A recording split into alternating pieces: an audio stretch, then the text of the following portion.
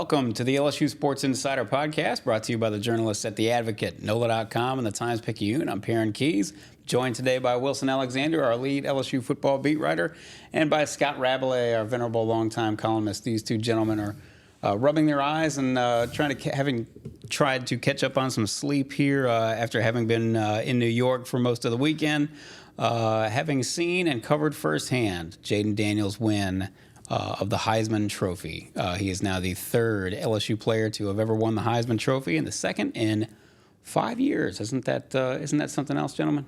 It's still kind of surreal and unbelievable, especially at a position, the quarterback position that, as we talked about last week a couple times at LSU, was just, what's the right word? I don't want to be too harsh about it, but just not productive enough for a very long time. And now you've got two Heisman winners. It's incredible, really. It means a lot for Jayden Daniels personally, but to the program as well. And to now be on a different level as far as their quarterback play going forward, it's quite a legacy that leaves for him. Speaking of programs, you're probably a little lucky we're here today. Because yesterday morning we were at Newark Airport catching our early morning flight back to New Orleans, and the gate to our right was a flight going to London, and the gate to our left was a flight going to Honolulu. So Wilson and I had some hard choices to make. I don't know what happened. We just wound up in Hawaii. I'm so sorry, Penn. We're in London today.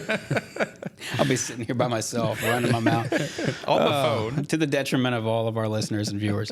We will, of course, in the episodes to come, we will discuss the transfer portal. We will discuss potential coaching changes, as there have not been any yet, and obviously bowl preparation for LSU and Wisconsin, who get it on in Tampa on January 1st. But this episode is going to be pretty much all Jayden all the time. It's not often, obviously, that somebody wins the Heisman Trophy. It's only happened 3 times here in Louisiana. And of course, LSU went 60 years without one. So that's going to be the topic du jour today, and we're going to go Jayden Daniels wall to wall. Obviously, today's episode is brought to you by Champion Wealth Strategies. They are here for us every Monday and Thursday with every episode. Champion Wealth Strategies is a national financial services firm specializing in the capital markets, securities, insurance, 401ks, and college and retirement planning. Our broker-dealer is LPL, financial member FINRA SIPC. As you know, investments are not FDIC insured, may lose value, and have no bank guarantee. Contact Champion Wealth Strategies and plan like a champion today. You do that at championwealthstrategies.com. We're here every Monday and Thursday live on our YouTube channel, specifically the YouTube channel LSU Tigers on NOLA.com. If you don't catch us live there, you can catch us after the fact, as well as all our other social channels. We are on Apple Podcasts, Spotify, or wherever other finer podcasts are found. And if you haven't already, subscribe to The Advocate. Of course, we're here all day and every day, whether it's a digital edition, a print edition. Stay up to date with all the latest and greatest LSU news. You do that at theadvocate.com/subscribe and get a hold of our LSU newsletter. To do that, it's a daily newsletter. To do that, stay up to date with everything, get the news delivered straight to your inbox. You go to theadvocate.com/LSU newsletter. And one more thing, obviously it's gift-giving season, it's holiday season, and as we promised on several other podcasts before the Heisman Trophy ceremony, we suspected that we might have another poster page for all our fine readers and for all our fine consumers. And this to my left here, this page will be available. It is available already in addition to the actual Heisman win, the poster page from the front page from the Advocate Sports section the day after Jayden Daniels' Heisman win.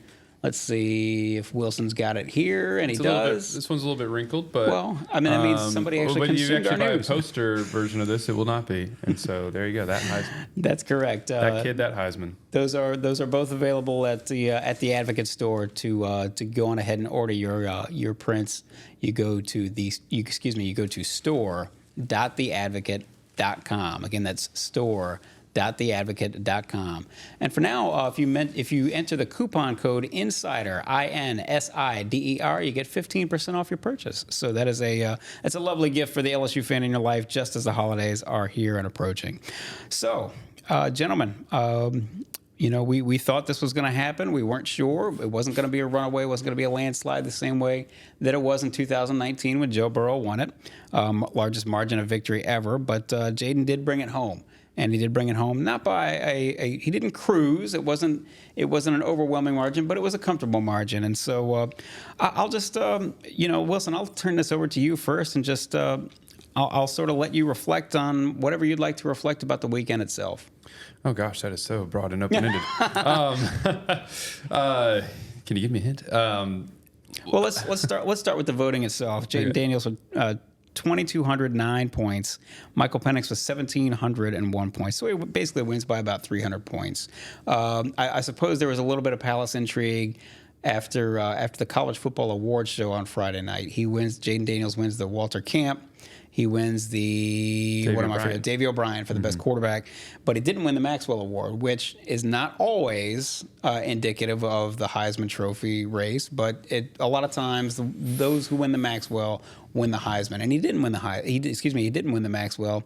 The Maxwell went to Michael Penix, so there was at least a little bit of intrigue going into Saturday night's ceremony. Yeah, there was.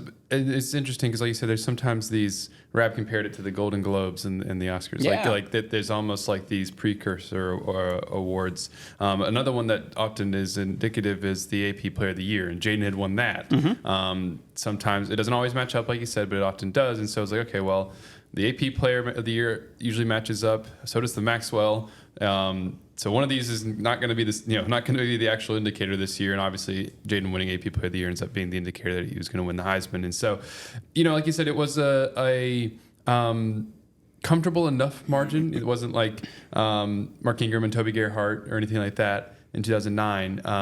But yeah, certainly a little bit closer. And I'd be fascinated to.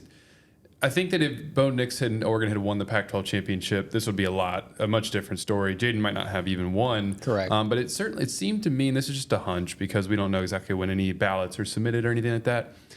But oftentimes it seems like Heisman ballots gets maybe submitted a little bit too early because they opens up the Monday after the regular season, goes through the Monday after championship weekend. Rab, is my timeline correct? Yeah, it's 1 week. Thank you.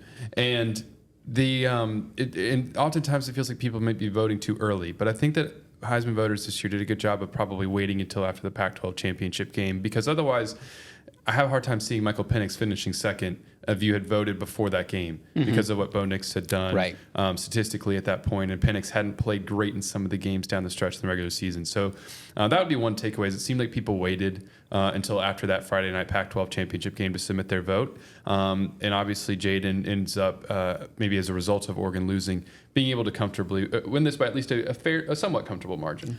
Rab, you've got the results there in hand. I hold in my hand the official Heisman. So, in case anyone's wondering, when do we find out? We found out when everyone else did, and right after the announcement was made on TV, they handed out these packets in the press room, and then we looked at the voting. So that was so we're all in suspense until then. So we'll go through the first place votes there, if you would, just very briefly. 503 for Jayden out of 800, 928 total. Potential votes.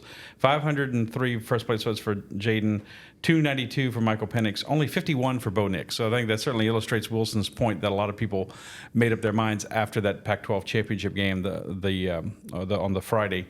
Jayden at 217 second place votes, 86 third place votes. What was most interesting to me was that when they break down the voting by regions, there's 6 regions around the country with 145 media members in each one, plus the 57 living Heisman voters and the 1 fan vote. And Michael Penix won the 1 fan vote, by the way. Oh, did he? Yeah. He finished first in that. There you go to Heisman.com, and everyone, whoever gets the most points gets 1 first place vote. What was most interesting to me was that Jayden finished second in the far west to Penix, and ahead of Bo Nix. Ahead of Bo Nix. That was 327 for Michael Penix and 279 for Jayden, only 200 for Bo Nix. And that surprised me a little bit. I thought it was going to be a lot of people casting early votes, and it's going to be a very close race between Penix and Nix, and then Jayden would be third or maybe left off a lot of ballots. And that wasn't the case. He wasn't left off a lot of ballots at all. He was on 90.5% of the ballots which is the seventh most all time, which is really good. And to illustrate that point, well, you think, well, why isn't he on? Why won't he be on all of them? That never happens. Even Joe Burrow was not on every ballot. He was left off of 37 ballots in 2019 completely. So that was interesting. Jayden won 4 of the regions, by the way. The South, obviously, the Southwest, the Mid-Atlantic, and the Northeast. Michael Penix also won the Midwest, and but Jayden was second in that one too. So a strong across the board.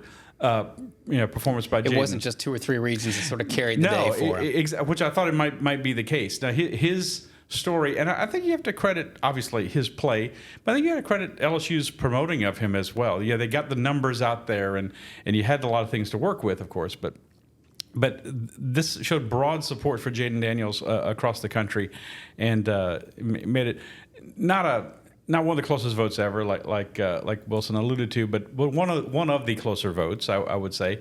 And so he needed that. And of course, as you said, if Bo Nix had won, it could be a very different story. I think it would have been even closer. Jayden still might have won, but it would have probably been even closer.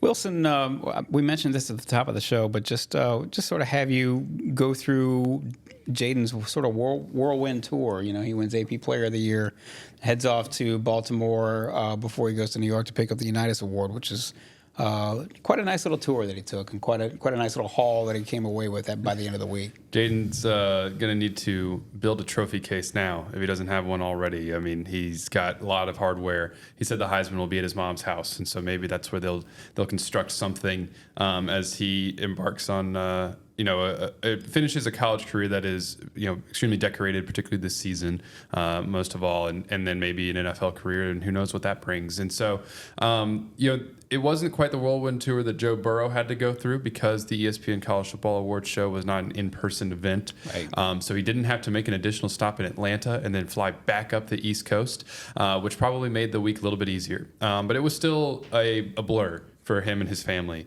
His parents flew out from Southern California to Baton Rouge on Wednesday morning, or I think it was Wednesday morning. And then they went up to, it was Wednesday morning, because then they went the next day to Baltimore for the Johnny Unitas. He had a tour with the folks at the Johnny Unitas Golden Arm Award, got to hold a Lombardi trophy, had a Johnny Unitas sort of replica jersey that he was able to wear, and then a ceremony that night that was a little over an hour long, and where he was presented that award. And then they flew the next morning to New York from Baltimore. So they got into New York on Friday morning, pretty darn early, because right as they got in to New York, and then had to pretty much drop their bags, and then they were whisked to Times Square to Raising Cane's. There was some NIL deals involved there with Todd Graves and the folks at Raising Cane's for Jayden, Michael Penix, and Bo Nix to film some commercials and TV spots and different things like that, all sorts of advertisements. And we were talking, I think Rab and I both had a different moment with Jayden's dad there, and he was saying, he's like, I don't know what day it is anymore, because to speak to how much of a whirlwind this was for them. And then same thing with Jayden. We were talking to him a few different times over the course of the weekend, and in one particular, before he won the Heisman Trophy, he has a press conference and another media availability. All 4 of them do, and his same sort of thing that he goes. He was asked what day he picked up his suit, and he's like, Tuesday, Wednesday, and I was like, is it blurry? He's like, hey, I don't know what day it is. And he was trying to kind of keep track of that, and it was interesting for him. I think Jayden to some degree enjoyed everything about the weekend. He's not really a reluctant sort of participant in these sorts of things, but he is very humble in it, and I think, and he wants to really just enjoy the whole thing. And I think that's really what he was trying to do. Every step of the moment was just, as he said, be where your feet are and sort of take it all in at every little step and enjoy it, because it will never happen again, obviously, for him. And it's something that is so memorable. And so that's kind of how the weekend went for him in a broad sense, in terms of sort of the blow by blow of his schedule, and there was lots of other events mixed in there, ceremony receptions with former Heisman winners, and a tour of the Lincoln Center that Saturday before they actually went there later for the event, and all sorts of things. And then Sunday he was still in New York. He came on back today with the Heisman in tow. Am I mistaken in saying that that was his first trip to New York? Is that right? It was his first trip to New York. Yeah, quite the introduction to New York City. He'll never have another one. He said he'd never one. even really been on the East Coast. This was the first time he'd ever been to New York City. He was, asked what he thought about it. He was like, "It's really busy." Yeah, just like his life is about to be really busy if it's not already. Rab, what stood out to you about this weekend? You obviously were there in 2019 for the Joe Burrow presentation. Anything in particular that stands out about this weekend for Jayden Daniels? I think the thing that stood out to me with him was his demeanor. I think dealing with all the Heisman activity and buzz and just this frenzy. New York's an intense place to begin with, right? And then you add a major event like this going on, and it's the holidays, and it's packed. Just people everywhere. SantaCon on Saturday. SantaCon. I didn't know SantaCon was a thing, but I didn't either. But apparently it was, and so. But he handled it with the same kind of calm demeanor that I think you see on the football field. He's not a guy who is too excitable. He doesn't celebrate too much when something good happens. He certainly doesn't get too down when on the rare occasions when something goes bad. And like as Wilson said, we had a thing Friday morning at Raising Cane's in Times Square. We had a press conference with all the Heisman finalists on Friday. We had another press conference before and photo op before the ceremony Saturday. Then of course they brought him back Saturday night. Then Saturday after the press conference, they went into Times Square with the photo. And Wilson could speak to that, going out there and seeing that frenzy. And he just dealt with it all very well. Very prepared. We asked him, "Do you have a speech ready?" Yes, he did. I mean, which didn't surprise me, considering all we learned about Jayden in his time here about how he likes to prepare and he likes to spend a lot of extra time looking at film and that sort of thing. So it just struck me as how composed and prepared and his attention to detail. He was very interested in. He was very. Determined to have a certain look, his clothes and everything. The whole thing was. Someone asked him, if you wore a turtleneck for the Unitas thing, or you wore a turtleneck. He said, "No, I wasn't wearing the same thing two times in a row, 2 ceremonies in a row." So he thought about that too, and it all spoke to, I think, the kind of quarterback, the kind of person that made him a Heisman winner is his attention to detail. This is the LSU Sports Insider, brought to you by the journalists at The Advocate, NOLA.com, and the Times-Picayune. You know where to find all our writers' great work. That's at theadvocate.com. And so to subscribe, to follow along, you go to theadvocate.com/subscribe to stay up to date on all the LSU football news, baseball, men's basketball, women's basketball, gymnastics, everything under the sun that they play out there at LSU. Stay up with everything. Get our LSU newsletter delivered straight to your inbox. To do that, you go to theadvocate.com/LSU newsletter. You can find us on Apple Podcasts, Spotify, wherever other finer podcasts are found. And you can catch us live, obviously, on all our social channels, on our YouTube channel, specifically the LSU Tigers on NOLA.com channel. If you don't catch us live there, you can catch us later on at any time. We are brought to you every Monday and Thursday by Champion Wealth Strategies. Go to championwealthstrategies.com to find out more and plan like a champion today. And of course, as we say, get a hold of some of these posters, some of these fresh posters we've got coming for you in the Advocate store. That's at store.theadvocate.com and enter the coupon code INSIDER for 15% off your purchase. So, gentlemen, this is sort of the same topic, but sort of not, if that makes any sense. You obviously were there for the entire weekend to watch the ballyhoo and then the ceremony itself. Wilson, I'll ask you first. What's of all the moments of a very frantic weekend, what's the moment that will stand out to you most as you go down the road and later on?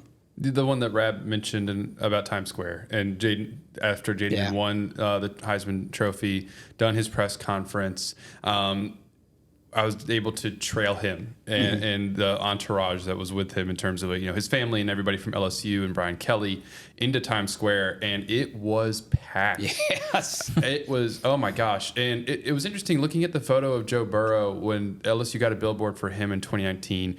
I wasn't there at that ceremony, so I can't speak to exactly what it was like around him as they went to take out that picture and everything. But there weren't as many people in the frame around Burrow. Jayden was surrounded. Yeah. It was funny to see. We walk out the as we're walking out the Marriott Marquis there in Times Square where all this was happening.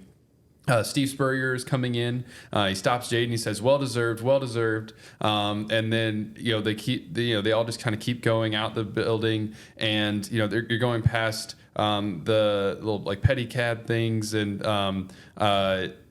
hot dog carts and halal carts and all the bustle of Times Square that you can if you've not been to Times Square, whatever you think of when you think of Times Square, like this was to the max. Yes. That night in particular, it felt like just swarming with people. And luckily they had some security to kind of create a pathway. The Heisman Trophy was in a box being carted by it wasn't just out and about. It was like in a box being carted by the Heisman Trophy folks at that point. And then they got it out for Jayden to take pictures and then put it back in for it to be protected in the middle of all of that. And there were people who were like, "Who is that? What is going on? Is that Beyonce?" And I was like, a few times I was like, "It's the Heisman Trophy winner. It's Jayden Daniels." They're like, "What's that?" Yeah. Which is kind of like a reinforcement of this doesn't matter to everybody on the planet. But it was obviously not to subdue or take away from it at all. It was just sort of funny how there were some people who were like, did not know what was going on. But as Jayden arrives out there into Times Square, the billboard that LSU had purchased, the billboard that is apparently called the Beast. It is massive there in the middle of Times Square, and it's from 10 to 11 p.m. that night. It was just Jayden Daniels on this billboard, this video that LSU had made for him. And so he got to take pictures in front of that with his family, lifting up the trophy, with Coach Kelly. And then Jayden sort of took this moment to, right before they were about to walk out, he's got two phones. And he pulled out at least one of them and was just sort of like looking up, filming Snapchats or videos or whatever, and just sort of like rotating and just trying to take it all in. And that was probably the moment that's going to stick out to me the most, because that was kind of obviously lifting the trophy itself and being announced as the Heisman winner. That was like the moment where he was, you could say, like crowned. Yeah. But this was kind of the next, I don't know, it's sort of the most visible celebration that you saw out there. It was away from sort of the sort of very structured ceremony, and it was nothing. I'll never forget seeing all of that unfold. Kudos to our photographer, Michael Johnson, who was on the trip as well. He got out there and in the crowd got a great shot of Jayden next to Brian Kelly with his parents and with the big video board in the background, and of course the trophy. So he did a great job. But I'm struck by that. You're saying taking it all in, because Jayden's dad told me on Friday how they made a point to watch the Heisman ceremony every year when he was a kid growing up. And Jayden said some of his inspirations were Cam Newton winning and Lamar Jackson and Robert Griffin III. So, quarterbacks, he has some similarities too in terms of being a dual threat and that sort of thing. So to have that moment come true for you after seeing those guys and imagining it, but it had, the reality had to far surpass his imagination. It must have been really amazing. And also, it's not just the fact that their play style was similar, and this is something that really matters to Jayden, was the reason that those three in particular he pulled inspiration from was because they were black quarterbacks, and so was Jayden. And for him to, at that age, be able to see people doing what he wanted to do was huge. And especially Lamar for him was huge, because their play styles, I think, he's really similar to Robert Griffin as well. Cam's so much more bigger and physical. But Lamar and Jayden, especially at that time of Jayden's life, like seeing, I think he would have been in high school at that point in 2016. And, being able to see Lamar, win in a style in which Jayden played as a black quarterback, that was huge for Jayden. And so he was asked, about maybe one of his favorite moments or, something that really stuck out to Jayden from the ceremony was afterward being congratulated by Andre Ware, the first black quarterback to win the Heisman. Yep. And that was something that really stuck out to Jayden. And it took me back to a conversation I was able to have with Jayden in the preseason about a wide range of things, and asked him about legacy and what he kind of was hoping to do this year. And one of the things was he wanted to be able to inspire other black quarterbacks, younger ones. He mentioned Colin Hurley by name, a LSU commit. He mentioned Bryce Underwood, somebody else he's hoping to get, is guys who he hoped would be able to follow him at LSU. And and anybody else out there who was like him at one point, wondering if they could do it, being able to draw some inspiration from him, that was very significant for him in the course of the weekend. So, Rab, you have been here covering LSU football for a long time now. This is a question. This is a question that we're not going to come to a final conclusion on today, because LSU is not going to come to a final conclusion on, I'm sure, for probably many years to come. Billy Cannon won the Heisman Trophy in 1959. Ultimately, much later, after some very big ups and some very big downs in the life of Billy Cannon, they put a statue outside of Tiger Stadium on the west side of on the west parking lot to honor him. And nobody has worn the jersey number 20. That's been officially retired. Right. It has not been retired for Joe. The number 9 has not been officially retired for Joe Burrow, but nobody has been issued the number 9 jersey since he left. We don't suspect that there will be a statue coming, next week or anything like that. But long story short, for these two gentlemen, but very specifically since we're talking about Jayden Daniels right now, he just won. How should LSU honor Jayden Daniels?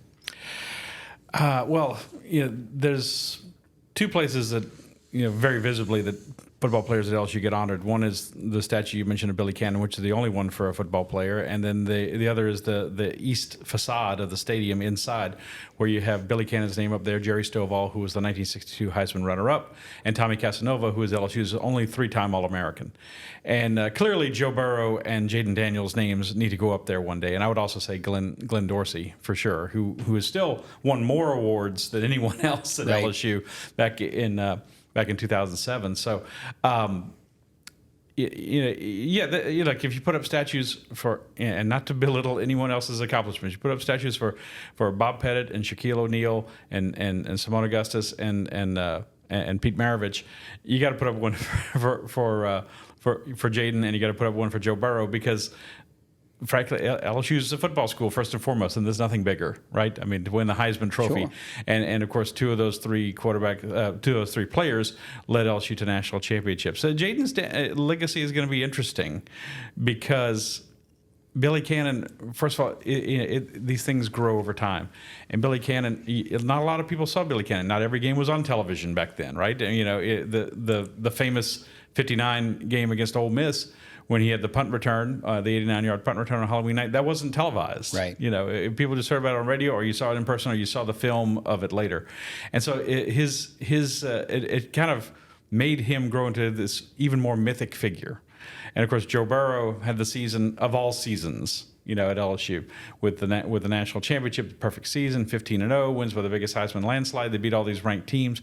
And Jayden's a little different. And Jayden, I would say I felt sorry for him, but I was kind of touched by the fact that he said, he wished he could have led LSU to a championship, certainly at least an SEC championship. It's not because he didn't try, and not because he didn't do his very best. Wasn't on his shoulders. No, exactly. So, but those two players did win championships. Of course, Billy Cannon didn't win the Heisman the year LSU won the title. Joe Burrow did. So they're all a little different.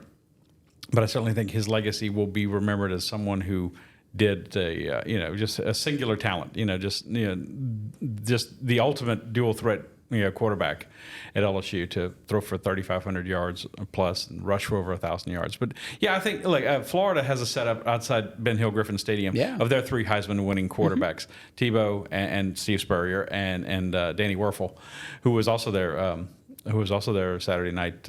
We heard from him. They presented the Danny Werfel Award to Ladd McConkey from Georgia, and it was it's a nice setup, and I think LSU could, maybe you don't want to mimic what Florida did, but it could emulate that somehow and have them together. And who knows if they could have someone else win it in a few years. You never know. It's such a hard thing to grasp. Might be 60 years. Might be 60 more years until, and that's why it's really worth remembering this and honoring this, as it is. Like you said, there's these schools out there, big football schools, who've never had a Heisman winner. You were mentioning Tennessee has never had a Heisman winner, and I mean Alabama went a very long time before it had a Heisman winner, and now it's got a handful of them, but it doesn't come around all the time. LSU's got a good setup right there, like you're saying, right where Billy Cannon's statue is. I think you could probably just sort of put them kind of in somewhat of a row, spaced out, of course, but him Burrow, Daniels, and some kind of order there. And like you said, with the jersey retirement, here just a reminder of like what has to be done to be eligible for that. Here's a very general thing on LSU's website. And 5 years must have passed prior to being nominated for it.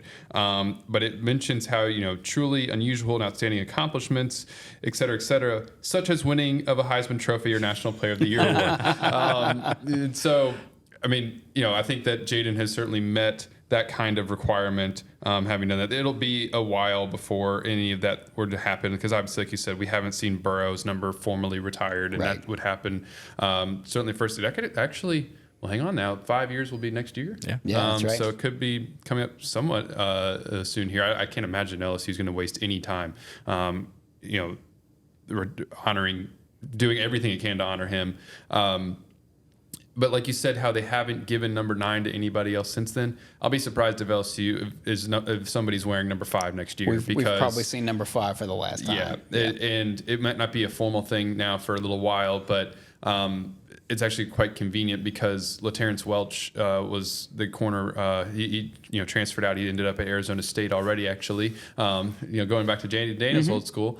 But he was the one on defense who wore number 5 this year. So nobody else on the team has the number right now, and there's really no reason for anybody else on the team to have the number again. When you win the Heisman Trophy, regardless of whether or not you won a team championship, that should be something that is honored in a way that is, with a jersey retirement and probably a statue as well.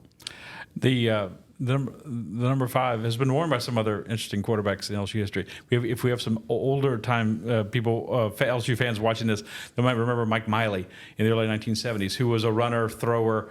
He was known for his scrambling ability, somewhat in the Jayden Daniels fashion. Steve Ensminger wore number 5 at LSU when he played in the late 1970s, and then Jeff Wickersham wore number 5 as well when he played in the 80s. So, but with all due respect to those 3 gentlemen, they don't quite measure up. No. I'm saying you're not. You wouldn't be sliding anybody else if no one else got to wear number 5. It's a difficult thing in college football. You have to be very judicious about it because you have such a huge roster, and you need numbers. And you have a lot of times already with LSU or a lot of college teams where somebody's wearing the same number on offense and then on defense. And in the NFL, you're talking about 53 guys, so you can retire a bunch of numbers. But I think they both deserve to have 9 and 5 taken off the list for that players can wear, because as we said, it doesn't happen very often, and you don't know when it'll happen again. Rab, you did the the whole list of 1 through 99, like who was the best LSU player to wear every number. Who was number 5 before Jayden? Skylar Green was in our book was the best number 5. Yeah, okay. He was an All-American receiver, kick returner on that 2003 team. Also Darius Geis wore number 5, but he's stricken from the record book right now at LSU, so I don't think there's going to be any question there. But I hope they all get their just due. Like I said, there was a long time to honor Billy Cannon. 6 decades really, and his legend just grew and grew and grew. And this is so much more recent. These things take time. It does. You want it to be a thoughtful process. And I don't want people think I'm talking out of 2 sides of my mouth, because I've written in the wake of the whole Dale Brown, Sue Gunter court saga that maybe LSU needs to tap the brakes on all these kind of things. But clearly, if you're going to have statues on campus, you got Skip Bertman statue, Billy Cannon, the 4 basketball players, all very deserving, but this is the top of the charts as far as LSU sports goes, and they deserve to have the same honors as well. And a major key difference between the court naming and all that, it's like with the jersey retirement in particular and the statue stuff as well, like there's like I was just reading it from the LSU's website, there's like a criteria, and there's like a very clear requirements that must be met in order to get there. LSU will probably also consider retiring number 3 in baseball for Dylan Cruz. There are certain things, like you said, it's a National Player of the Year award, something like that makes you sort of eligible for to have a jersey number retired. It's a little bit more clear cut based on their own eligibilities to have a number retired. 19 is retired in baseball for Ben McDonald, is it not? And Robbie Smith, is it? Am I getting that right? That's correct. And Skip Bertman wore 20. 15. I'm sorry. 15. Yeah, no one. Alex Fox wore 20 actually. Yeah, we played baseball and Todd football. Walker wore 20? Todd Walker wore number 12. 12. I'm getting twos And, mixed up. Gosh, we're Wally butchering Pontiff. this right now. Wally Pontiff. I assume they've retired number 31 for Wally Pontiff, the late Wally Pontiff. They certainly have his number up there. Yeah, I see it up there. Well, there's one other thing that we ought to. Well, 20 was Paul Skeens, so maybe that will get retired as well. Oh, well, it certainly could. It certainly could. He's a worthy candidate as well. One other thing, and this is sort of, I hesitate to bring up this topic because it sounds like we're in a slight one over the other or something like that, or a slight one in favor of the other. But we did bring up this topic, or we're going to bring up this topic, which is, where does Jayden Daniels rank all time among LSU football players?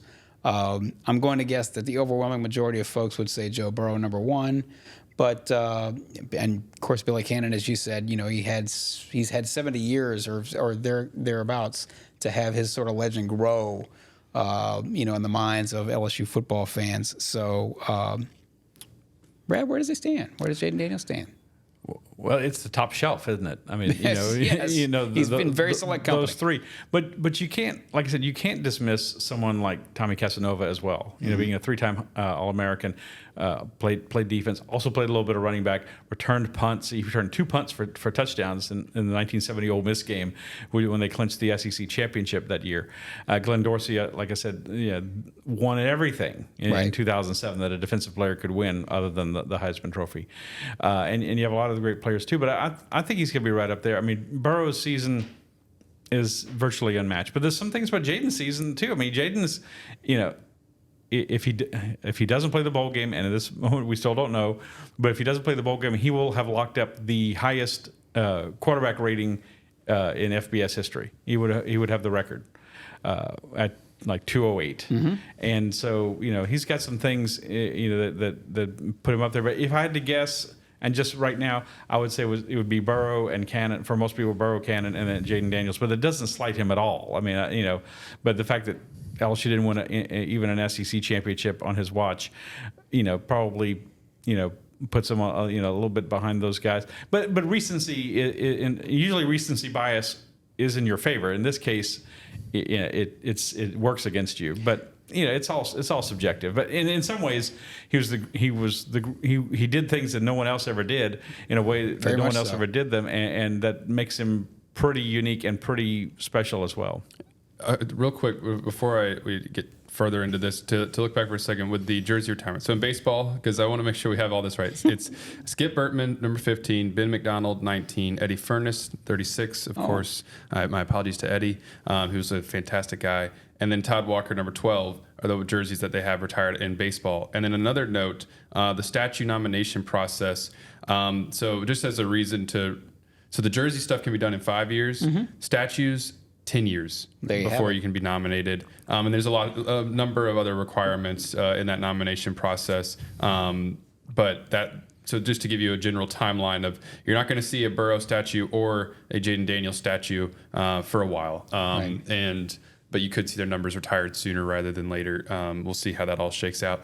As for how Jayden stacks up, I mean, it's tough because you've had so many players and they do so many different things. For me, a Heisman Trophy being the singular greatest award in college football, he's automatically top 3, just because of that. I think that alone does so much, and that's obviously it's tough because other positions aren't as likely to win the Heisman as playing quarterback, especially in this day and age. So someone like Tommy Casanova, like Alan Fanico is a Hall of Famer, multiple-time All-Pro, and things of that nature. Andrew Whitworth, left tackle, like you're not going to win the Heisman Trophy. And so maybe I'm talking myself out of that as I say these things, but it's still, it carries so much weight in that entire process. Instead of maybe putting on a specific, like he is number 1, 2, 3, 4, whatever, I'd say he's a top 5 player in LSU history. Yeah, that crossed my mind. Top 5. That's what I would say. I mean, he's certainly up there with Burrow as the best quarterbacks in LSU history, and he has won the Heisman Trophy. So I would say a top 5 player who it's like, maybe this is an easier way to think about it. Would you put him on your Mount Rushmore of LSU football players? I would. Yeah, I don't know how you can. I think you'd have to. And it's so hard to compare players from different eras. I mean, Billy Cannon, you played two ways back then. Right. You know, he played offense, he played defense, he punted. Right. He threw the only touchdown pass in the 1959 Sugar Bowl, to Mickey Mangum. It's such a different era. And then Joe was a runner. But he passed for so many more yards. I think 60 touchdowns that season, but they played 15 games. And then Jayden, 50 touchdowns. And, of course, joined that group, by the way.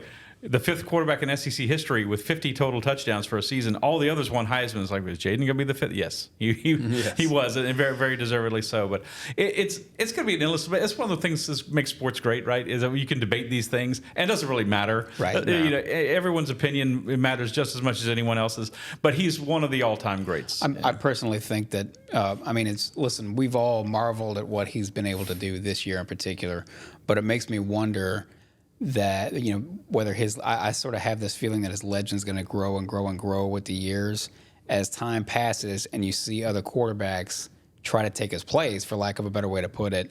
And even if they're great, well, hey, they're great, but they didn't do what this guy did. Yeah. This guy rushed for 1,100 yards and passed for 3,800 and so on and so forth. So I think I've just decided how I'm going to approach my column about this. Is that his greatest legacy at LSU may end up being the influence it has on other great quarterbacks, other talented quarterbacks coming to LSU. As Wilson mentioned, they're trying to land Bryce Underwood, who's the number one player right now for the class of 2025. And, there's no guarantee that he will come in and be a Heisman winner or anything like that. It's a pretty high bar to cross. But considering, as we've said, LSU is such a quarterback desert for so many years between Matt Flynn leading LSU to the 2007 National Championship and Joe Burrow, it was a lot of going through different guys and back and forth, and he's going to play, then he's going to play, then he's going to play, and so now how could a recruit not look at LSU and say, man, they've won two Heisman trophies in the last 5 years, so this is really I got to consider this place. And when you obviously the Heisman matters to recruits, but so does where you might end up going in the NFL draft. Joe Burrow went number 1 overall. Jayden Daniels has a very real chance of being a top 10 pick. Sure. And that matters too. Sure. Because now you've got two quarterbacks who not only came in, they won the Heisman Trophy, but they were developed under two completely separate different staffs has to be said. And different circumstances. But both of them, when LSU's resources and when it has had good coaches, in those places to be able to help them get better. Joe Sloan and Joe Brady and Steve Insminger and Mike Denbrock as well now here too. And, they were able to get the most out of what LSU can provide. And now, Jayden, he was in The Athletic recently as as the number 7 overall pick. Mel Kiper gave him a first-round draft grade CBS recently. had a number 2 in a mock draft. He came into this season as a projected mid to late day 2. And now, or at least that was his feedback at this time last year. And now he's probably a first rounder. It all depends on which teams need quarterbacks and who really wants to take him. The Saints, all those sorts of things. Well, yeah, but don't you two gentlemen? But anyway, that just goes to reinforce what Rep said. I'm sorry, but don't you two gentlemen believe that he's when he starts to the NFL, how the NFL works, the scouting personnel and all that. They they know everything that there is to possibly know about a prospect, but.